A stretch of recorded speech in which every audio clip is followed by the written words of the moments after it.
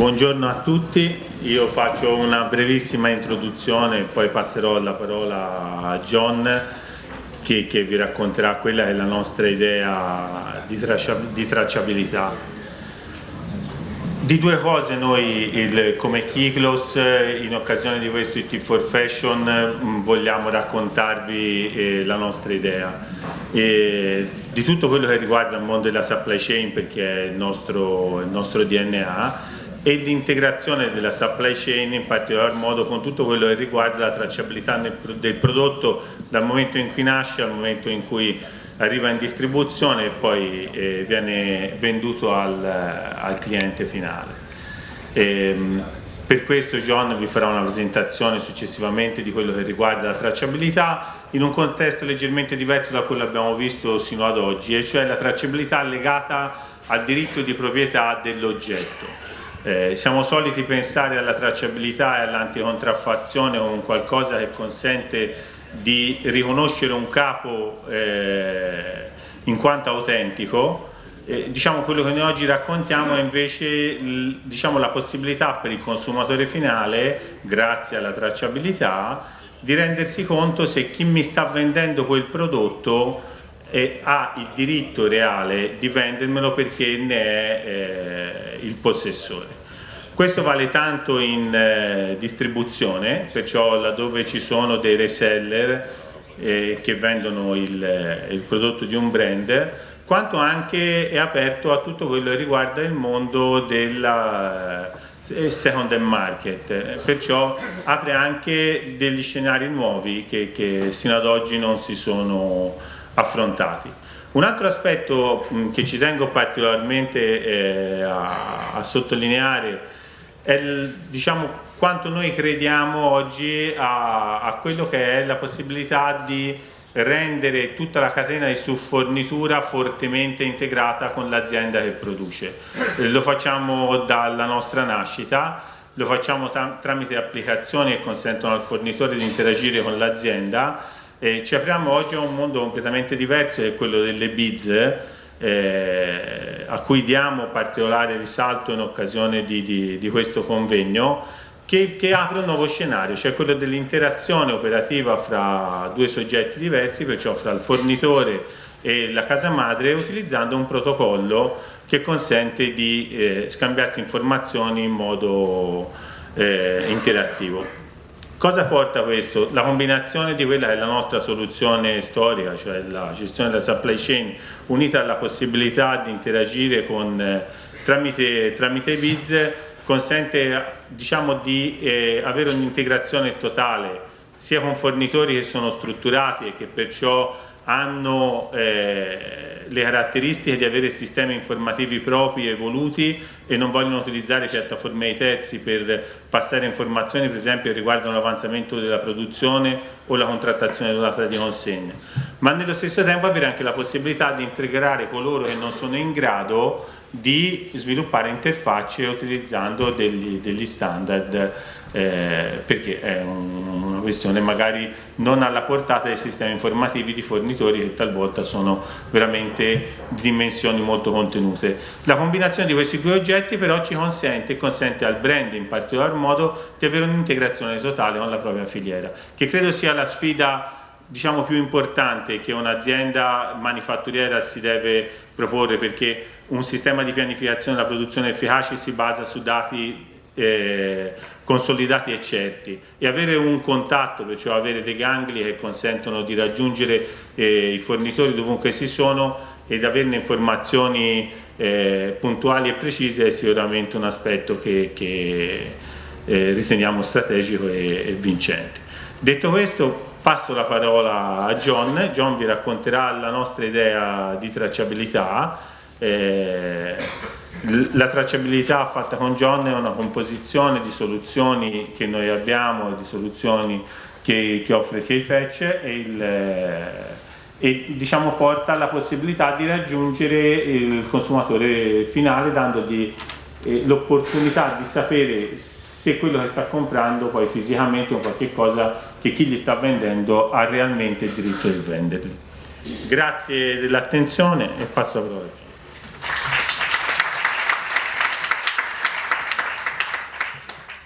Good morning, everybody. We're going to switch to English. I'm glad that we followed you guys because I actually walked to here from my hotel. It was about 2 kilometers through the woods, and I twisted my ankle. And I wish I had your shoe to actually support my my fast walk this morning. We're very happy to present alongside our partners at Kyklos. We're not really here to sell a solution, but just to throw out some concepts about traceability and about what could be the next generation of traceability. Traceability, if you look at the list of sponsors today, is a very important issue.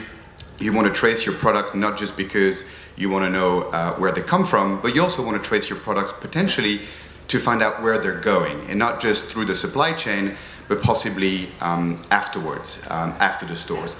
And we think the new challenges from luxury brands is really trying to protect their brand and their consumer by potentially, and again, those are concepts that we want to throw out there, potentially digitalizing the issuance of their certificates of authenticity and combining them with the notion of ownership. And we'll go through what that means later on.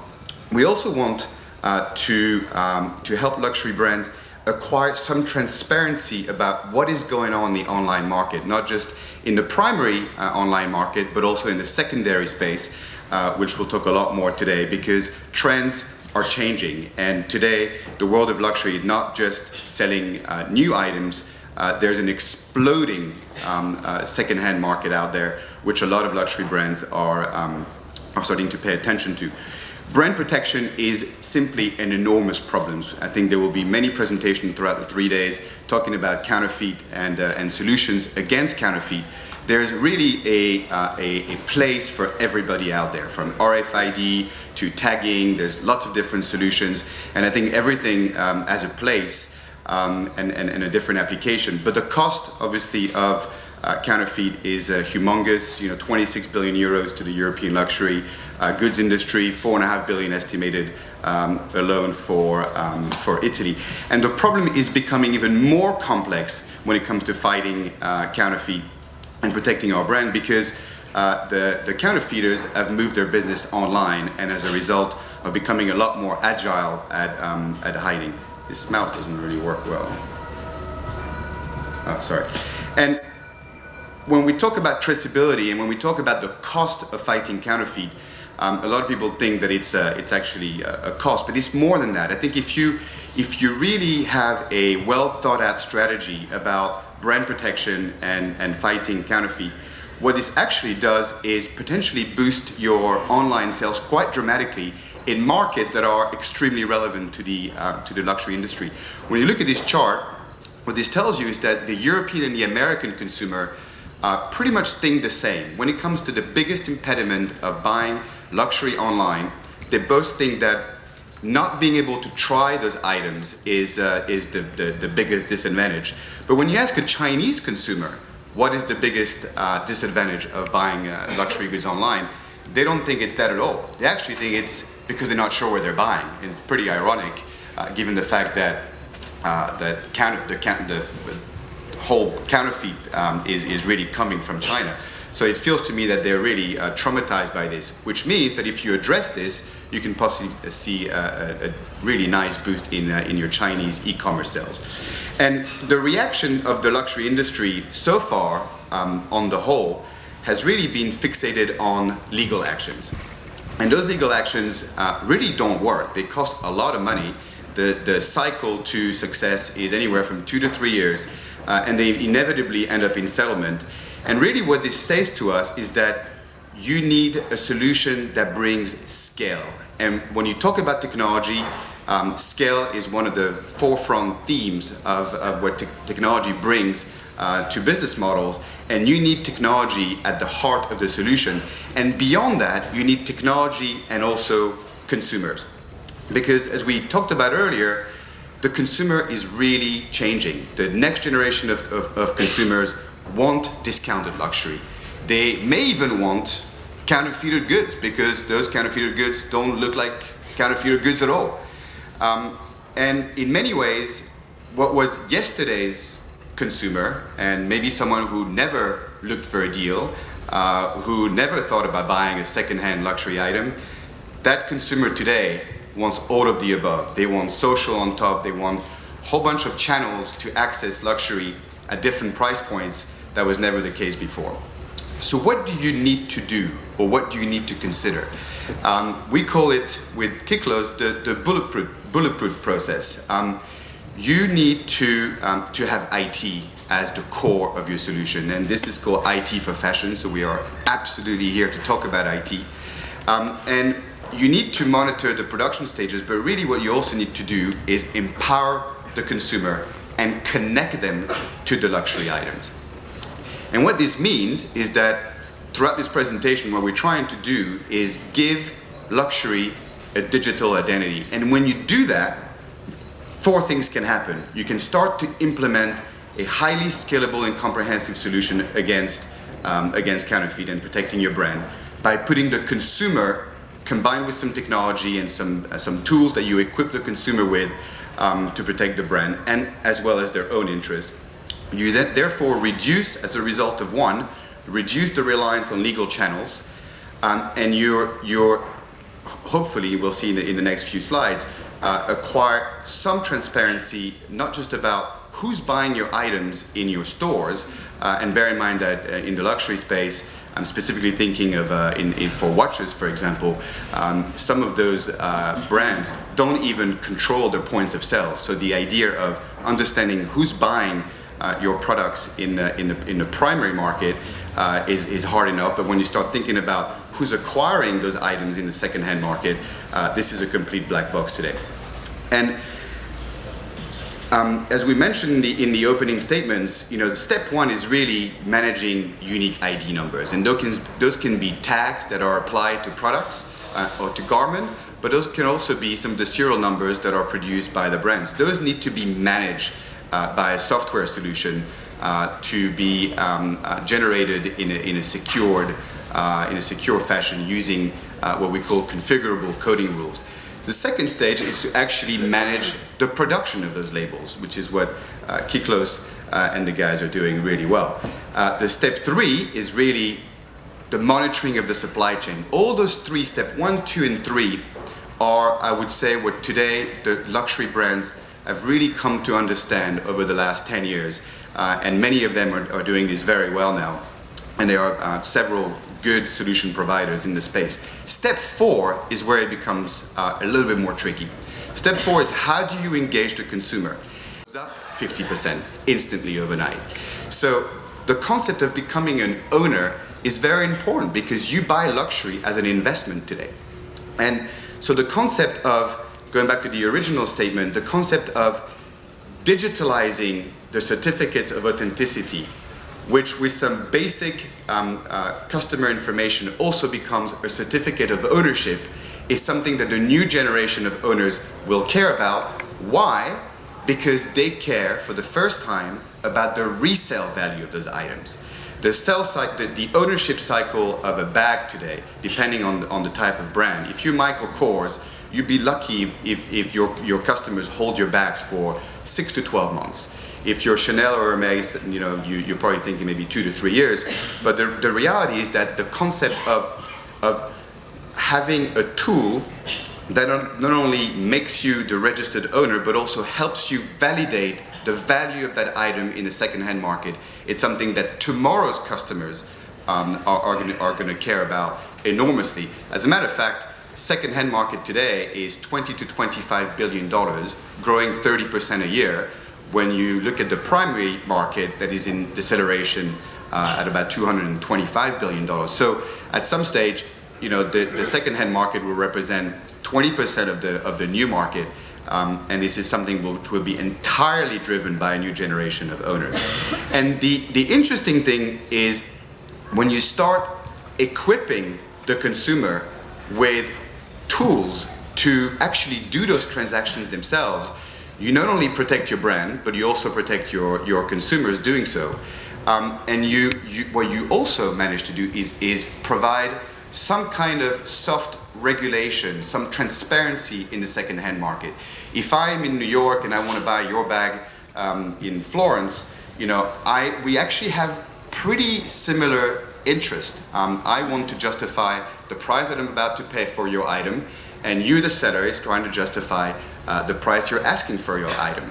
Imagine if you were given a set of tools, a mechanism which would allow you or allow me, the buyer, to verify a whole bunch of information about the item, and then if I was to be happy with those information, upon being paid, I would then be transferred that certificate. We'll talk more about this in a second. But the idea of coming up with a secure digital key which carries historical information about a product being sold, a lot of that information already exists in the ecosystem. A lot of that information is already contained, included in the unique serial numbers on the garment or on a watch or on a handbag. It's just a matter of how do you get that to the open, and how do you give it in a secure digital format to consumers to be able to transact. And then the interesting thing, and this is really where luxury industry starts resembling the car industry. When I buy a second-hand car, I know everything about that car. I know how many owners, I know how many miles, I know what the service history is. 30 years ago, I didn't know what I was buying. Today, I know everything about that car. The world of luxury potentially needs to evolve towards a market where those items that are investments carry information about what they're worth. And so what's incredible is as you equip your consumers with those tools, you, the brand, also benefit from the idea of being able to track your products. And by tracking your products, you also track who's buying what, where, and when. And there's a whole bunch of issues about privacy and what you do with data. Ultimately, that is up to everybody to decide. But the ability to track your brand and track the activity in what today is a complete black box certainly carries relevant information. And the interesting thing is we didn't talk much about resellers, but you could also think of your resellers being your owners, let's call them owner zero. Before it actually gets to the consumer, you batch assign products to your resellers, and sometimes you're not really sure what is actually going to those resellers. Those are called the parallel markets. So the idea of being able to assign ownership of a batch of products to your resellers, and then as they go out to the consumer, to be able to understand who those buyers are individually. So the whole idea of managing the chain from the supply chain, but then to the resellers, to the consumer, and then consumer to consumer, which is a market that is really dying for more transparency and more regulation. And so we talked about this. Once connected, you watch your resellers and your consumers turn into owners and act like one. The idea of creating a logbook of owners, we think that's something that is essential. The idea of being able to authenticate items yourselves without relying on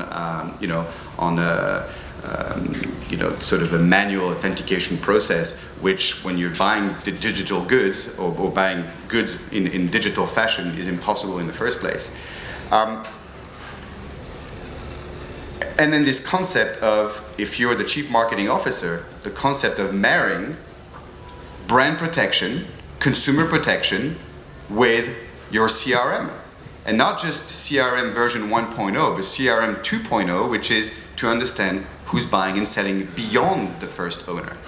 So we think this is something that will gather a lot of traction, because you're not just talking about a cost here, you're talking about a potential economic opportunity, which has to do with retargeting, real-time retargeting. If someone sells a bag, maybe they're in the market to buy a new one. What you do with that data, again, is completely up to you, but the ability to understand in real time who's buying and selling your items is something that in many years to come will become a very relevant theme. And then one last thought, which is a bit of a crazy one, just to stimulate everyone's mind. But if the global secondhand luxury market is 20 billion today and 50 billion tomorrow, who's not to say it doesn't reach 100 billion in 20 years time, given some of the social demographic trends. There will be a time, and as a matter of fact already some of the slightly more digitally advanced brands are considering this, you know, who's better placed than the brand themselves to start transacting in their own pre-owned goods, you know? And here, authentication becomes the key. And you want to rely on automation. You want to rely on tools that when the items goes back to you, and let's say you create an exchange specifically for your second-hand goods, the idea of being able to you know, have those items sold in a sort of a STP way, straight through processing, without any manual intervention, just because they're already equipped or they already come with a certificate that was issued at source, where the relevant historical information was extracted from the brand server and contained in that serial number. Well, I guess those items, you know, can go straight back on the market, and you'd be earning a 20 to 30% commission on the resale of your items. This is just a crazy thought, but let me tell you, 20 billion people are starting to notice. At 50, they will absolutely notice, and at 100 billion, some brands will make a killing out of buying and selling in a sort of automated way, just by creating an exchange for their own goods and allow their customers to transact in the second-hand market. And instead of giving it to Vestiaire Collectif, they'll be collecting that commission themselves. That's really it. We wanted to make it quick. I don't know if there's any question. Do we have time for questions? 5 minutes, maybe. 5 minutes. I have a microphone. When, Based on blockchain or? so the question is it based on blockchain? Great question. The answer is it will absolutely be based on blockchain. You know, right now it's based on a private database, but this belongs, as a matter of fact, this is I call it a private adaptation of the blockchain, but this belongs to the blockchain. Blockchain is something that you read about, but I reckon if I ask 20 people what it is, they probably wouldn't be able to tell us very specifically. I don't think the luxury space is at all ready for blockchain. They're just reading about it in the newspaper right now. More question? Great. Thank you very much. Thanks, John, for your speech.